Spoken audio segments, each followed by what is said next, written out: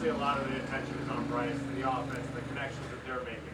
From a guy on the defensive side of the ball, what can you take away from this time when you're not in full pads, you can't go full speed, you can't actually tackle?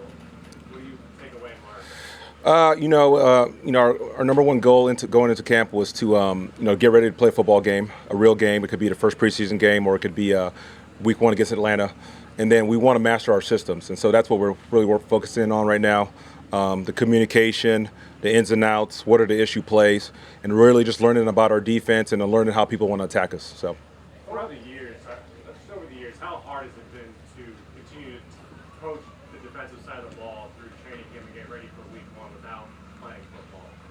Well, it's a challenge, but that's NFL football, and guys, especially the young guys, transition from college to the pros. You have to learn how to practice in pads, practice without pads, practice without contact, and you have to learn how to get better that way. And finding that hype and medium about in terms of working on your technique and all that stuff, and still protecting the team and not hurting anybody. And so it's a skill, it's an art, and everybody has to learn it. And if you can't do that, you can't survive in the NFL.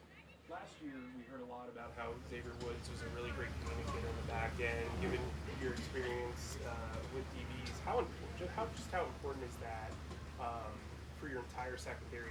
Oh, it's essential. Yeah, there's so much going on. All of these offenses we're playing, they're not just lining up in stagnant formations. It's shifts, it's motions, it's jet motions. Things are happening really fast, and guys have to not only be able to communicate really fast and clearly, but they have to be able to think fast on their feet. And so feel really good about where Vaughn is right now, where X is. They're doing a heck of a job, and not only with their assignments, but really driving the bus and getting everybody else lined up. How would you assess that edge position opposite Ryan? I hadn't seen a lot from DJ yet, and obviously Marquise been out. Yeah, there's a lot of great competition there. Etor's doing a great job, getting better. DJ's coming along. Barno's coming along. Kobe's doing a great job. And so, as we get into camp, as we get more padded practices, as we get into the preseason games, I think it'll tell more of the story. But really love the progression of those guys. And but we need somebody to step up. That's a fact. And we got to just continue to push those guys towards it. Do you think there's a guy on the roster that could be the guy? There's been a lot of speculation might be some outside help. Yeah, I mean, we feel good about where our guys are right now. We love our roster, especially at that position, and there's going to be great competition for that spot. And it's not just going to be one guy. You just can't have two rushers in this league. You got to have multiple guys that could get the job done. And we feel good about where the guys are going, though. Can you talk about Jeremy Chinn's versatility in this system and how he's been? Yeah. So, I mean, one of the first things we said when we got here is that this guy is a weapon. He's a different type of player with that size, that speed, his skill set, the way he can affect the game in so many different ways. And it's our job as a staff to make sure that we're utilizing him as such. And so far, so good. He's exactly where we want him to be. I don't want to give too much away in terms of how we want to utilize him, but this guy's a weapon, and we got to make sure that we put him in positions to affect the game. Going off of that, how much have you kind of figured out what he can do, and then how much are you still learning here and there? No, I think we got a good idea about where he is. When you go through the whole off season and you go through this first part of training camp, and Jeremy's so good about communicating with the coaches and talking to the coaches, asking questions, getting up and doing extra time. And so, I feel like we've developed a really good rapport with him, and I think we got a good feeling of where he's at. I know everybody has their different learning curves, but it seems like Kobe Jones and Nico Leota put together a really good string of practices as of late. They're obviously looking for a job. What would you like to see out of them maybe in the next coming weeks to, evaluate? Really what we want to see out of everybody, the ability to play the run game and set the edge, and the ability to win one-on-one rushes. And so that's the challenge for everybody. It's like we need to see everybody get better in that area.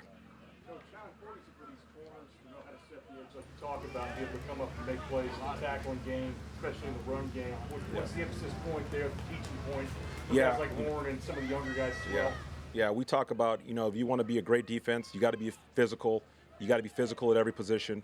And there's just no such thing as cover corners in this league. And if a guy can't tackle, I could promise you every coordinator in this league is going to find a way to make sure he's tackling one-on-one and force the issue. And so we've got to have everybody getting that job done.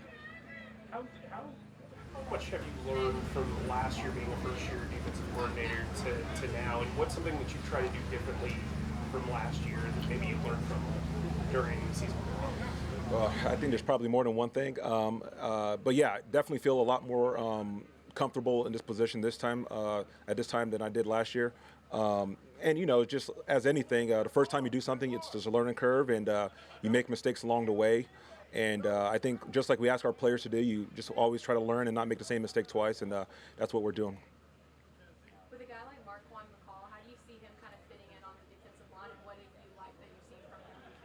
Yeah, Marquand did a great job coming back in shape. He's ready to play, and we're expecting him to be a physical presence inside and knock out the run game, and hopefully we'll get that done. How important is that traditional nose position to this team? Well, yeah, it's important to have a nose that could play that could play the run game and play on the center. But all three of those interior guys have got to be not only great against the run, but we value position flexibility, and so we also want guys that are not only just noses, but guys that have the ability to play end as well. And I think Marquand could do that. Camus made a few plays here in the first few days. What have you seen from him? How does he fit? Who's this again? Camus. Okay. Yeah, I mean, it's really what he's done his whole career. He's, played a lot of special teams, but he's played a lot of defensive football. He's always been a playmaker. He's got a lot of tackles, a lot of interceptions. So this guy is he's doing what he's always done in his career. Will those Jets practices be pretty pivotal for the edge guys you mentioned earlier? Yeah, I think all these opportunities that we have in full pads against our team, against the Jets, in the preseason games, it's we talk about the value of these padded practices, and I think for our defense, especially with those edge guys, it's essential for them to get great work and take advantage of those ops to be physical and really demonstrate their techniques. Why at that position in particular? Just because so much of what we ask them to do is roll off the ball and set an edge and be violent, and it's harder to do when you don't have the pads on. From a broader perspective, when you took this job, why did you feel that this team would be better playing under a 3-4 than the previous scheme? What about the roster? Yeah. This is a very good roster. We have a lot of very good players. We've got a lot of high-end caliber players, and but I never really went into it with the mindset of, hey, we're going to be a 3-4 team. I think we went into it saying, hey, this is what our guys do well, and how do we best put them in position to do their best traits, and so that's what we're doing. It's not trying to give too much away. I don't think you can say, hey, we're going to be a 3-4 team. I think we're going to try to align the best way we can to utilize our guys' strengths. Everybody good? Okay, thanks, guys.